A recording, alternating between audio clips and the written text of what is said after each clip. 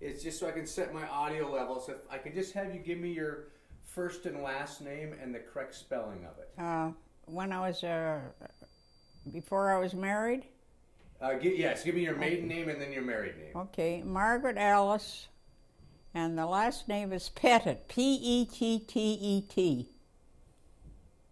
Okay, great. I'm sure glad to get rid of that name.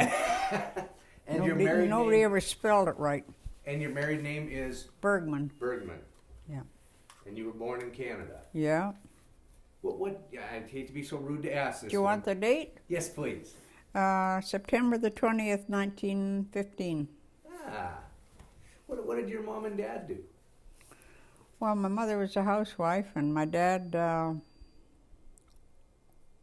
he worked for T. Company. You've heard of that, haven't you? T. Eaton Company. It was a mail order. Okay. And he was a manager there for a long time, and he quit because it was if I forget names. That's okay. A concrete floor, and it bothered his feet. And then the Depression came along, of course. But he was also, his hobby was, not his hobby. He strung tennis rackets. Yeah. Really? He did, you know that crib bird we have, Bob? What do we call what he did? He strung tennis rackets. Did he strung tennis rackets? Yeah, he strung tennis rackets. He was the only one in the town that did it. Also, his hobbies were he played the bass In the symphony. in the orchestra and in the symphony. And when the Depression was over, he was in the relief department, you know, for the city. Relief, I mean health care and everything. And then he retired, and then he moved to where did he live in BC, Bob? He moved to BC. Did he move out to the coast, all the way to the coast, or?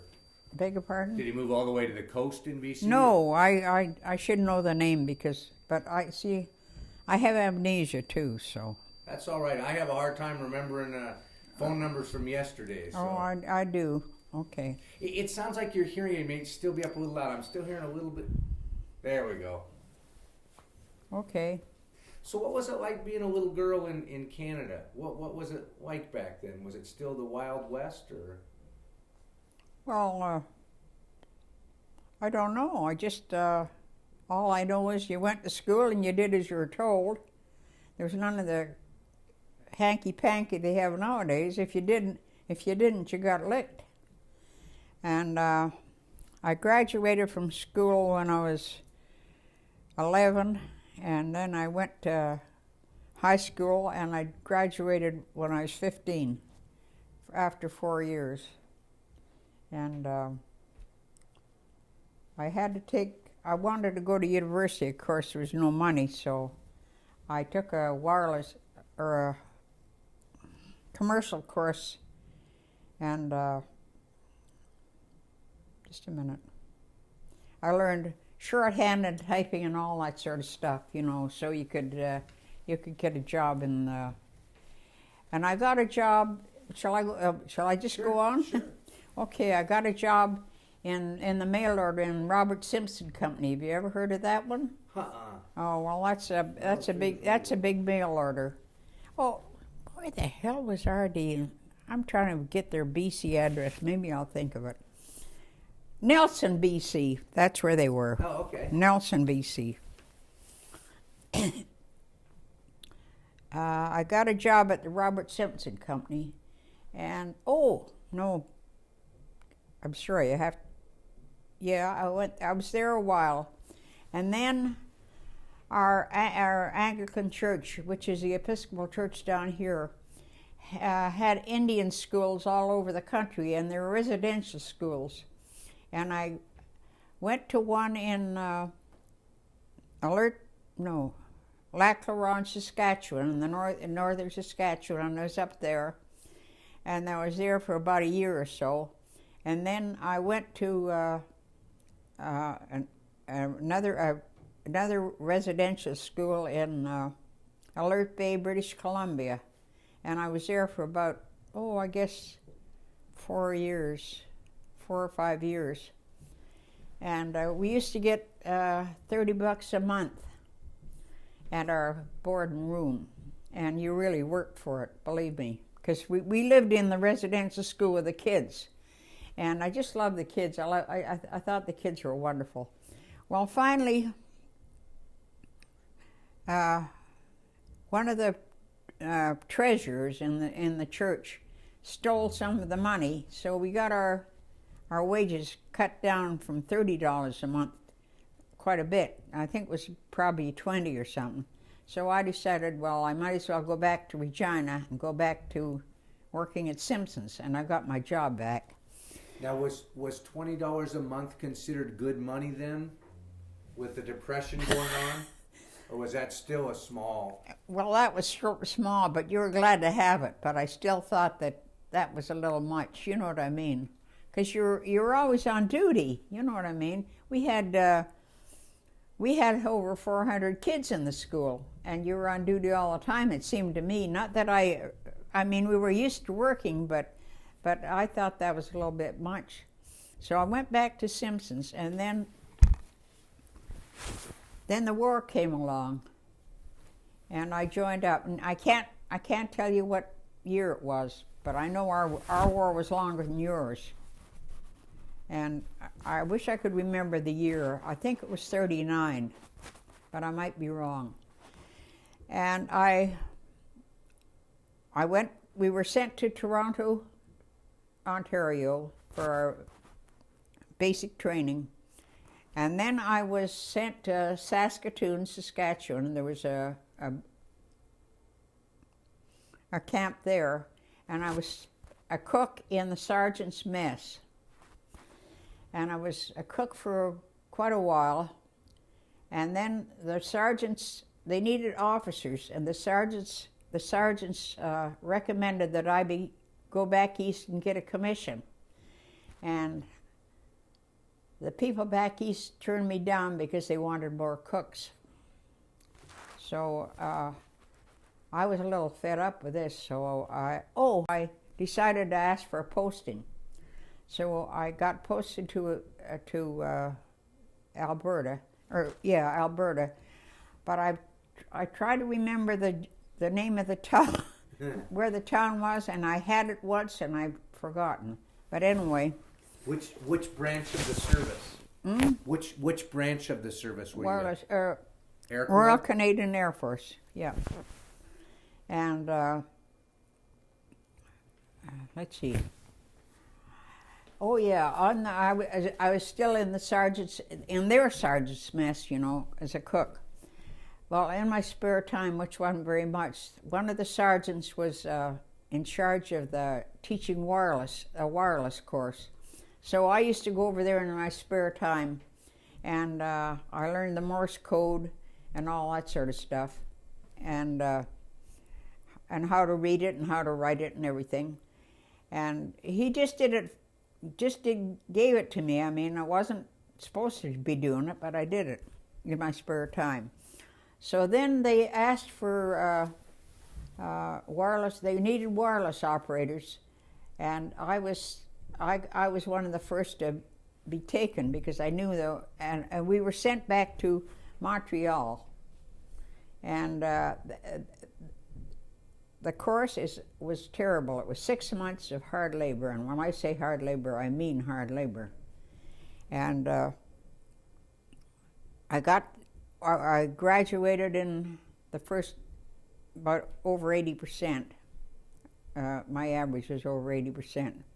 And I was sent, so I didn't like it in Montreal, and I was listening to the radio one night, and they said Montreal. I thought, where the heck's Montreal? And then suddenly I realized that it's Montreal in French. And they had French, and they taught it in Quebec, but they didn't teach it in the rest of Canada. So anyway, I was 6 months there, and I hated the East at all, especially Montreal. So when we were posted, they said to me, "Where do you want to get posted to?" And I said, "As far west as I can go." And I got to Vancouver. So here I was, a wireless operator, and what they did? They put me on the telephone, and I was answering the telephone 8 hours a day. And to this day, Bob can tell you, I rarely ever talk into a phone. I got to absolutely hate it. So then they needed wireless operators overseas. So did they? I don't mean to interrupt. Did they put you on the phone because you were a woman? Were there many other women wireless operaters? Was that unique? I don't know. It's entirely possible. It's entirely possible they did, but they must have had other people to answer their phone before I was there, because I'd been back east for 6 months. And I'd been in the service quite a while, so I don't know. Huh.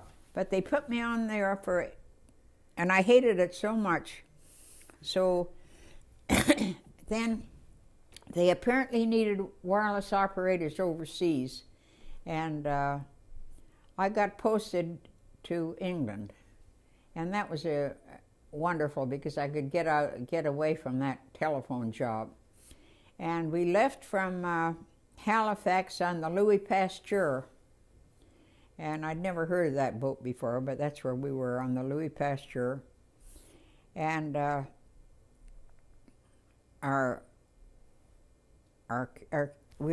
and when we got overseas, we were put under the Canadian Bomber Group, because as wireless operators, you helped send messages, when they were going on operations over Germany. So our camp was at Knaresborough in Yorkshire, and our office was a big castle, and we worked in the basement of this castle. And the hours are kind of long for nowadays. You work from 8 till, I've been thinking about it since I was coming here, and they were from 8 to 1 o'clock, 8 in the morning to 1 o'clock, and then you had the afternoon off, and you went at midnight, you went on midnight and worked till 8 o'clock next morning. And then the next day, you went on from 5 o'clock to midnight, and then you slept that night, and then you started that whole thing all the time. You just kept doing that. You were on duty practically all the time. And it was kind of a hard job, I thought. In our office, in our office there we were all women wireless operators, incidentally, in there. In our office, we had a quaff there. That's a girl from the English Air Force, and she was in charge of the Morse, of the code that they used when they were talking to the kite. We didn't call them planes; we called them kites. So when you were talking to the kites, you talked to them in this Morse code, and they were all in three-letter increments, and they had all sorts of letters in them, you know what I mean. And this WAF was in charge of keeping all the code books up, because they changed them so often, so that the Germans didn't get onto the code, They changed them every so often. And she had to change all these code books, and at the end of each page you had to initial to make sure that if you made a mistake, they blamed you. Well, this is true. If you'd like, there's a bottle of water there for you. So anyway, she was there, well, I guess about 6 or 8 months after we got there, and they posted her back to the English Air Force, and as you know, in the service, they don't ask you to do something; they tell you to do something. So when she left, they came up to me and said, "You're in charge of all the code now." So instead of listening to the operations on, you know, with your earphones on and sending messages, I was stuck with that job, and it was a miserable job. Because the code books were small, the printing was small, and all these letters, you know what I mean? And you had to make sure they were right. And at the end of each page, you had to put your initials. And my initials were MAP, M-A-P. Well, in charge of us, we had a sergeant who was a Canadian, and then we had a sergeant, what was it? Mr. Smith, he was RAF, not Canadian. He was RAF, and he was a warrant officer. Yeah. And he was, when he told you to jump, you really jumped. But he was really a wonderful person when you were on operations. I mean, he took charge of everything.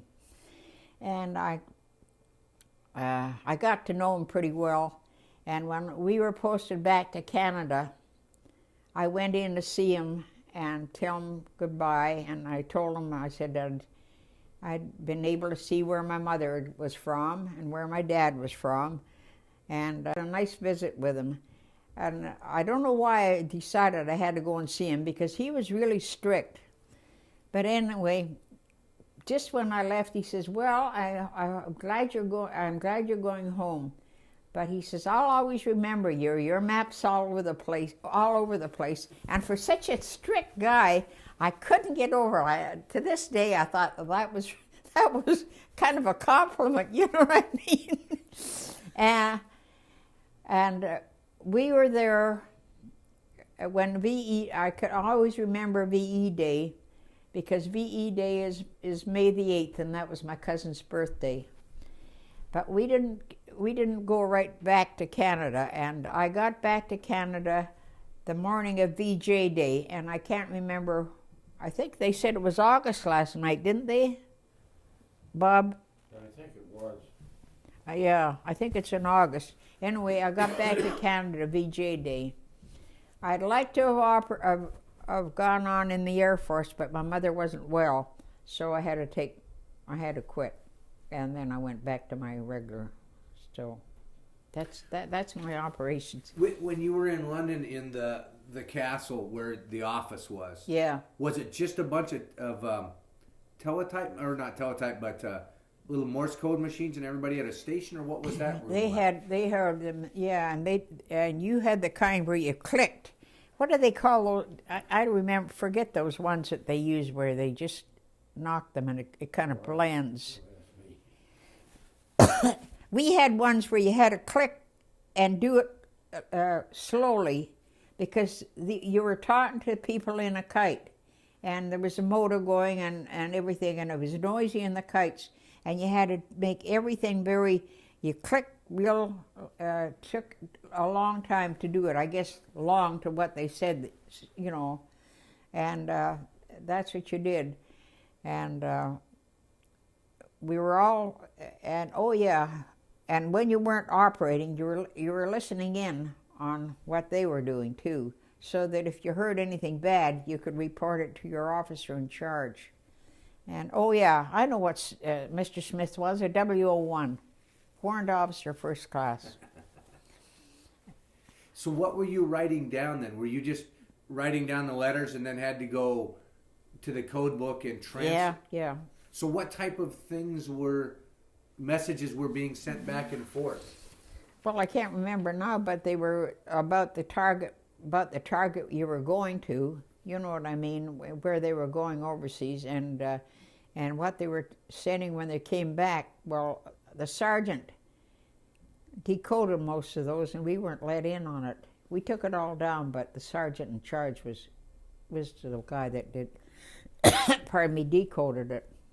So you would just, whatever the letter was that came through, you wrote it down, handed it to them, and that, you know, and that.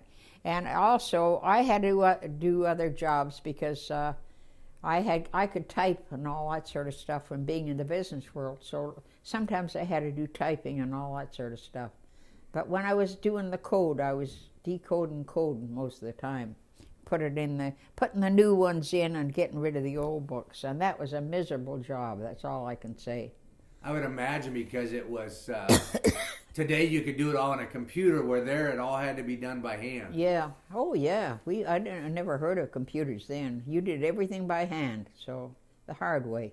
So were you sending messages too? Did they give you a sheet of paper to send a message back to them, or were you only receiving? I didn't send over. I received. But it seems to me that the ones that were sent by the sergeants. You know what I mean? Somebody over. But we could receive. But when I got on that decoding job, or putting the new code away, I was on that all the time. You know what I mean? It was a miserable job. And like you said, long hours and then changing hours, which had to make it just. Now, somewhere in reading a little bit about your bio, I read also that there was a lot of this was male-to-male conversation. Was what? Man-to-man conversation. Yeah. That there was some maybe off-colored... Yeah, right. So, and you had to translate that accurately? Beg your pardon? You had to translate that accurately? Yeah. Oh, gosh, yes, absolutely. So were they just casual conversations that these people were having? You didn't do much casual. Mostly over there it was about operations that were coming up, or had passed and all that sort of stuff. You didn't fool around talking casually. You didn't have the time.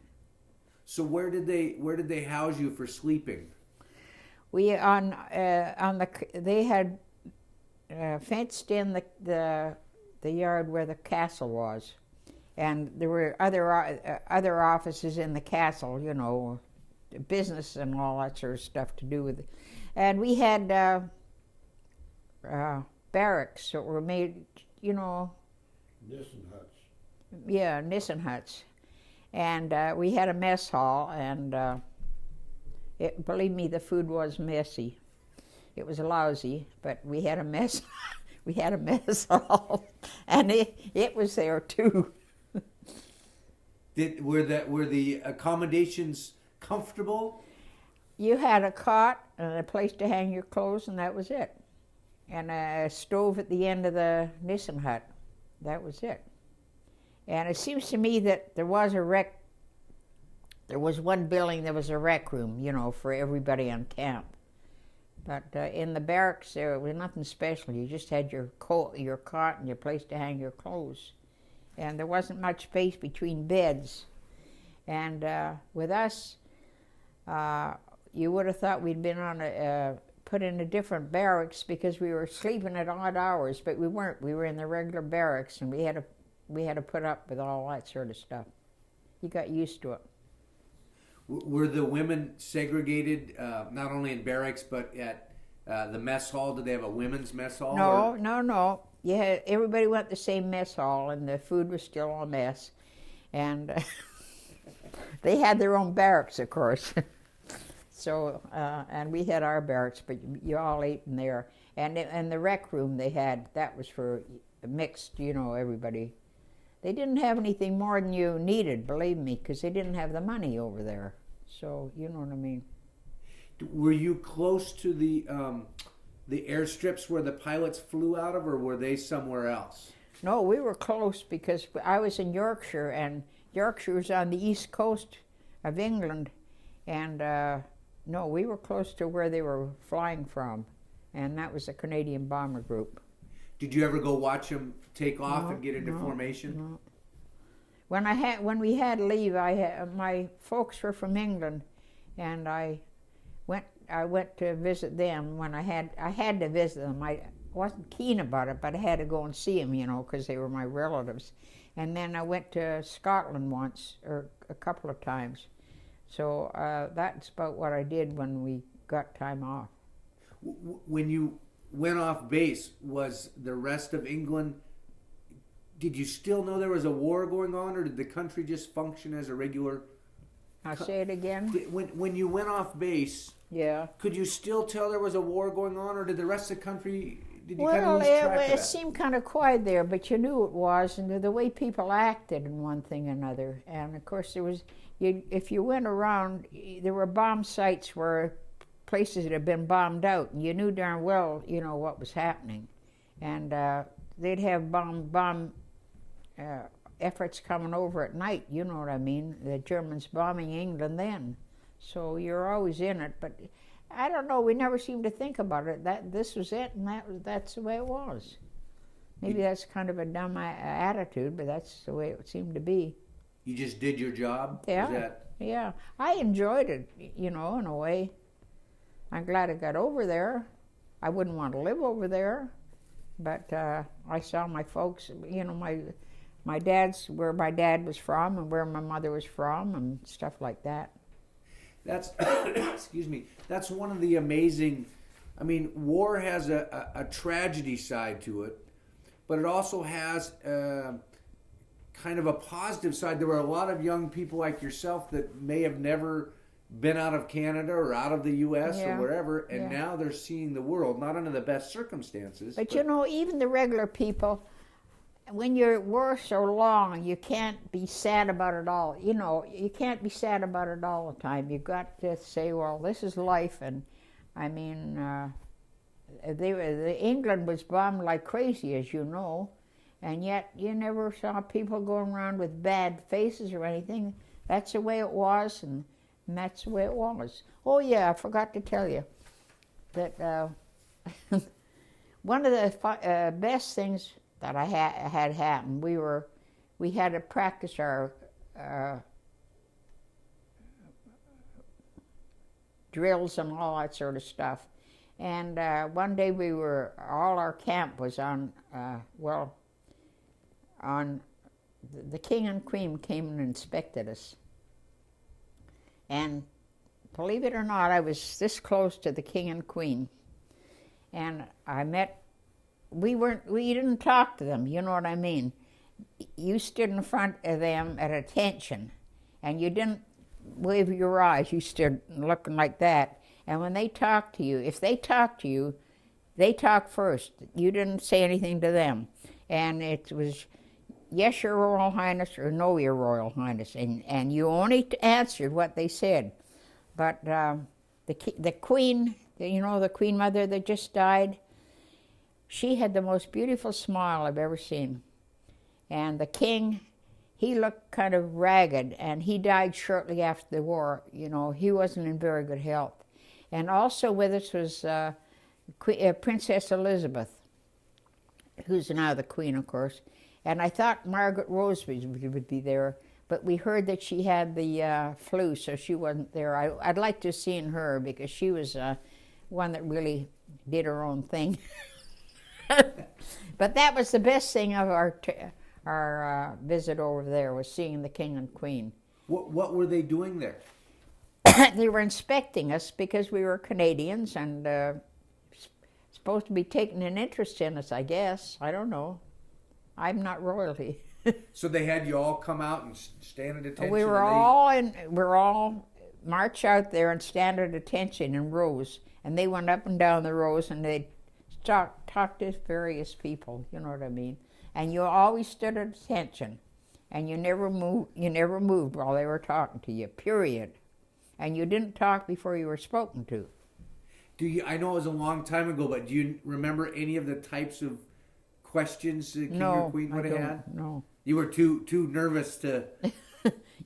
I think they were probably innocuous. Probably the statements weren't that good, you know what I mean, or what they asked, but they might have asked how long you've been over here, and have you, you know, but I don't remember now. So were you in awe of...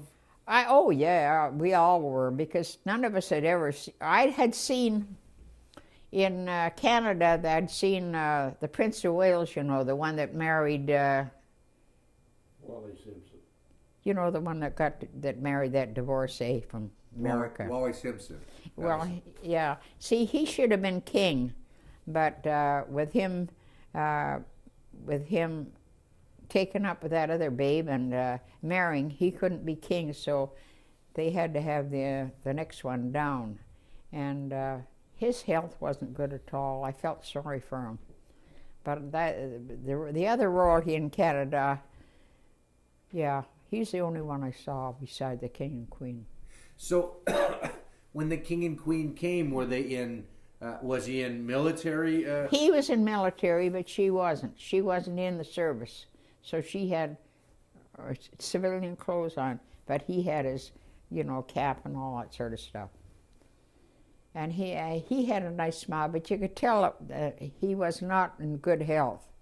And she had such a wonderful smile; it was marvelous.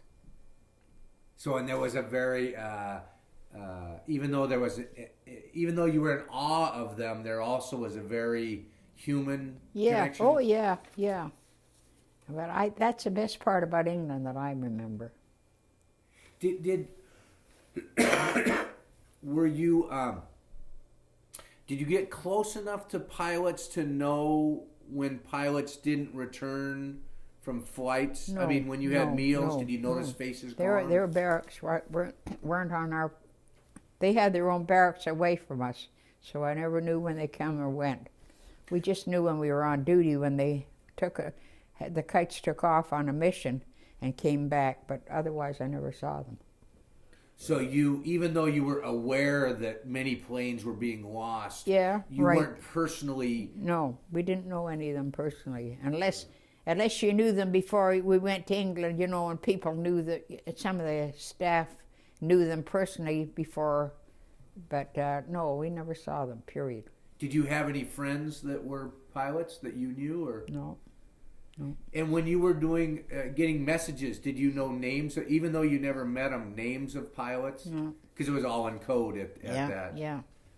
Huh. When England was being bombed, were you close enough to feel effects of the bombing? Oh yeah, you knew because it'd be in the paper, And as I say, when you went on leave, sometimes you went by places that had been bombed out. But the people never complained. I don't know. At least I don't think they did. Did you have Airaid drills where you worked? Did they have Airaid drills or not? Practice? No, not with us. Not with us. Now, did you have to go through a form of boot camp for your training? Oh yeah, in Canada, yeah. I hated it. We did that in Toronto when we first joined up. Was it like the man's boot camp, running and push-ups and all of that, or was it different?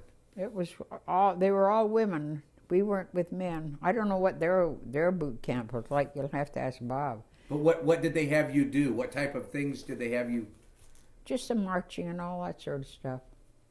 Are you mostly marching and being on parades and making sure you kept your line straight, you dressed up properly and things like that. Because, none of us had been in it before, so that's what you did. So you had to learn to salute? Yeah, now another thing here. We don't salute in Canada without our caps on. Now here, I see them going like this, and we didn't there. And also, when we saluted, you stood at attention, you went like this and like that. And your hand was never like that. It was always like that. Huh. And you never did it without your cap on, period. And if you had your cap on and the other person didn't have their cap on, was a superior, would you salute them? No. You could salute, but they couldn't answer you back. If all they did was stand at attention when they didn't have their cap on. But when we were on parade, you always had your cap on. When you were on these parades, like the King and Queen visited us, you always had your cap on. But around here, I've seen them on, even the president, go his hand like that. We didn't do anything like that, period. You had to be in uniform with your cap on to salute. And otherwise, you stood at attention. You didn't move your eyes or anything. If they saluted you and you didn't have your cap on, you stood like that. Period. And looked up. And then you didn't do anything. You did nothing. You just stood at attention because you weren't allowed to do anything to do with this. Huh. Okay? What about when the king and queen came? Was it protocol to salute the king and queen? Beg your pardon? When the king and queen came, yeah. Was it protocol to salute them, or were you just No, you didn't do anything. They were in charge. They did what they did, and you were on duty, and you were all lined up, and they came along the lines, and they spoke to. I don't know how many they spoke to. So many, you know what I mean. But you did. They did what they did, and you had nothing to say with it. What was your rank? I was, when I finally finished, I was a corporal. Not very high, I'll grant you, but that's what it was. And how were the uniforms? We had a Air Force blue uniform, and we had, when I joined up, we had a cap that was like the caps in England, like the gals in England, you know, because they were kind of following what they had in England. And then they changed our caps, and they had them. I thought they were pretty good looking, don't you, Bob? The way the caps we had, the last, were good. That picture I brought your picture in uniform. Is that the new cap or the old cap? No, the new one. That'd be that's the one you like. Yeah, that's the one I like. It had a little bill on it, didn't it? And then we had, there were in the summer we had a summer uniform, and it was a khaki uniform. And you, of course, you're on your. And then for me, I also had, when you graduated from wireless school, you had a little, like your, it was a thing with. Was it sparks? They call them sparks. Yeah. Sparks. And it had a hand with wireless going out, and that was my 6 months' work. And then, before I became a corporal, I became a lance, what they call, you got your props, and that was a little thing with propellers on, like the airplanes have, and that was like a lance corporal in the regular army. And then our corporal hooks were this way, and your in Americas are down this way, so I know that way, as far as I know. Huh. But ours were this way. That's the thing. One of the things that always amazed me was not only did you have to do your job, yeah, but you had to learn all sorts of things like that. What different bars and stripes meant, who you salute, and who you don't. Because otherwise you can't make a mistake when you're talking to so-and-so. You're not supposed. You got to watch what you're doing, and you don't start the conversation. They're the ones that start the conversation. And another thing, over as I told you, they don't ask you to do something; they tell you to do something. You don't have any choice in it. So at least we didn't. Now, how did you like that part of it? Because I detect that you're a pretty strong-willed, independent woman. You know, for some reason it didn't bother me. I don't know why. The only time I really did get mad, as I say, was when I was recommended to go for a commission, and they turned me down. And I did get mad about that. But after you're in the service for a while, you get used to it. That's the way it is, and that's the way it is. I don't know how they were in the American service, but when they said jump, you jumped, like, you know. Did you were there, where you were doing your job, were there just Canadian soldiers, or did you have English and American? No, we were in a Canadian, and all in our, well, we did have that one gal that I told you was from OAF. She came on, she was leased to us, but then when I was there long enough, I had to do it.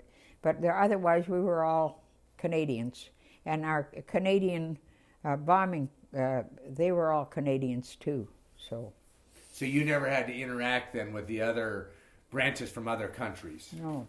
Huh. No. Did not even with English? They didn't even have English service people with you. Canadian were Canadian, and that was it. Huh. Yeah.